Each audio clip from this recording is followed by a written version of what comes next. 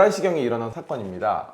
물론 늦은 시간이니까 뭐 안이하게 운전자가 생각을 했을 수는 있겠지만 그래도 너무나 뭐 명백하게 빨간불인데 속도를 전혀 줄이지 않고 직진을 한 건 다른 생각을 했다고밖에 받아들일 수 없을 것 같고, 피해자 역시 글쎄요 뭐 속도를 줄이기 어려웠다고 보겠지만 앞에 이렇게 버스가 오고 있는데 거기서 이제 그냥 좌회전. 그러니까 이제 각자가 다른 차에 대해서 신경을 별로 안 쓴 거예요. 그러다 보니까 너무 이제 버스와 오토바이가 충격해서 하면서 교통사고가 일어나게 됐습니다. 그러니까 이런 사고는 누구의 잘잘못을 떠나서 완전한 피해 회복이라는 게 사실상 불가능해요. 그럼요.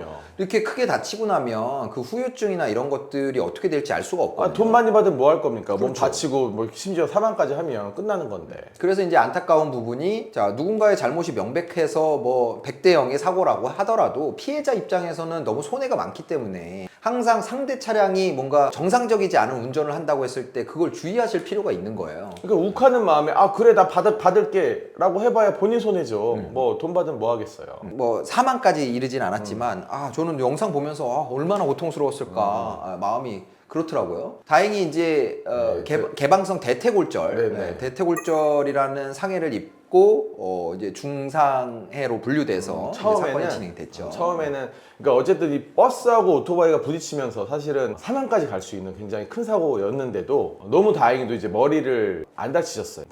머리를 다치지 않아서 그 부분에 이제 상해가 없었고, 다만 이제 지금 변호사님 말씀하신 대로 대퇴골이 어디냐면 허벅지뼈입니다. 우리 신체에서 가장 두꺼운 뼈입니다. 가장 두껍고 단단한 뼈고 사람 키 한 4분의 1 정도를 차지하는, 그러니까 허벅지뼈입니다. 허벅지뼈. 이 허벅지뼈가 개방성 골절 부러진 거예요. 개방성이란 건 뭐냐면 뼈가 부러지면서 돌출이 된 거죠. 뼈가 부러지면서 외부에 노출이 되는 그런 상해를 입었고, 역시 장애가 남을 수 있는, 충분히 장애가 남을 수 있는 사건입니다. 처음에 전치 12주가 나왔는데 가해자가 이제 운전자 보험에 가입이 되어 있었어요. 근데 이제 요즘에 여러 번 저희가 말씀드리지만 이런 12대 중과실 사고에서 운전자 보험사는 이제 진단 주수에 따라서 보상액을 정하는데 사실 12주면은 그렇게 금액이 크지 않았거든요, 당시에. 근데 이건 최대치를 받아야 되는 거 아니냐 해갖고 이제 합의 과정에서 운전 보험사랑 이제 여러 번 좀 다툼이 좀 있었죠. 그래서 뭐 추가 진단서를 다행히 발급을 받았고 최종 보험사에서 인정한 진단 주수는 20주였어요. 20주였기 때문에, 근데 이제 그때 당시에는 그 최대 형사 합의금이 3천만 원이었습니다.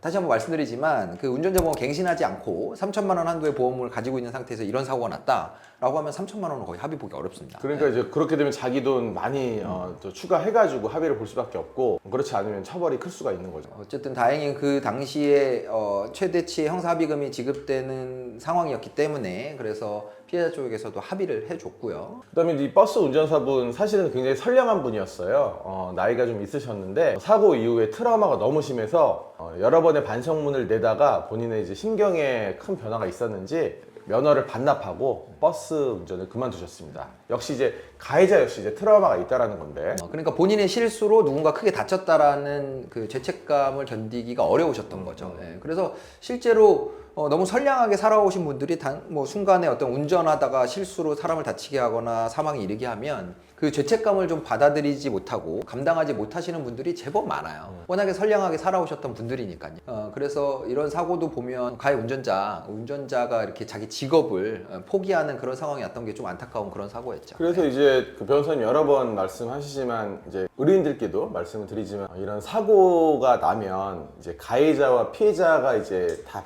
이제 존재를 하잖아요.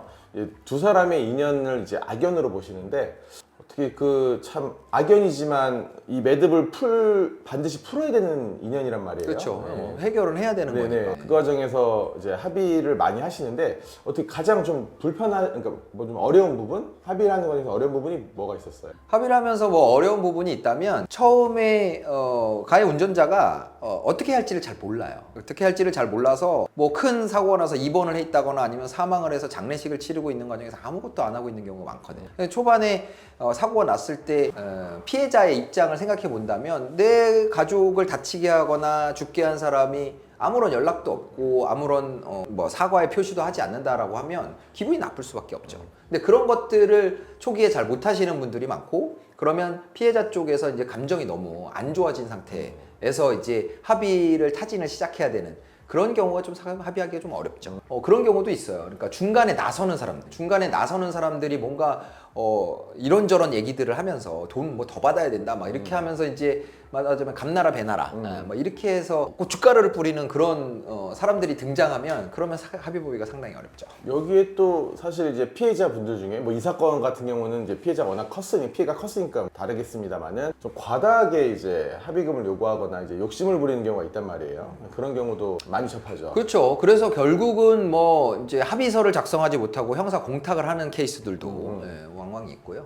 근데 뭐 누누이 말씀드리지만 피해자 입장에서는 형사 공탁을 받는 건 무조건 손해거든요. 네.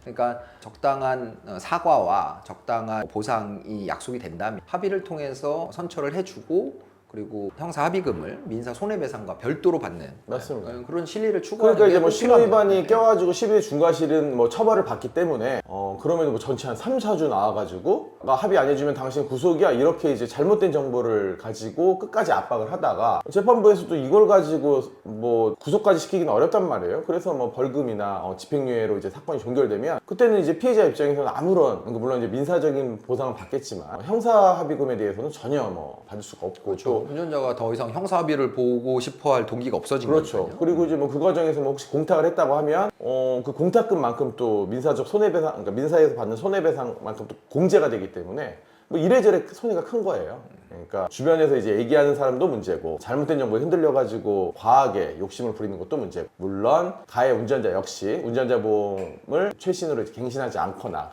그런 일이 있으면 본인이 또 이제 크게 또 부담을 하게 되고 더 힘들어지죠 형사 합의 보는 게. 그래서 어쨌든 이분 같은 경우는 합의를 보고 벌금형으로 네네. 종결이 됐어요. 벌금 네네. 800만 원의 형을 선고받았고 그렇지만 형사적인 처벌에서는 벗어났지만 어쨌든 네네. 본인이 트라우마를 견디지 못해가지고 모든 운전과 관련된 걸 내려놓고 이렇게 이제 인생이 바뀌게 된 거죠. 그런 안타까운 사고였습니다. 운전 조심하십시오.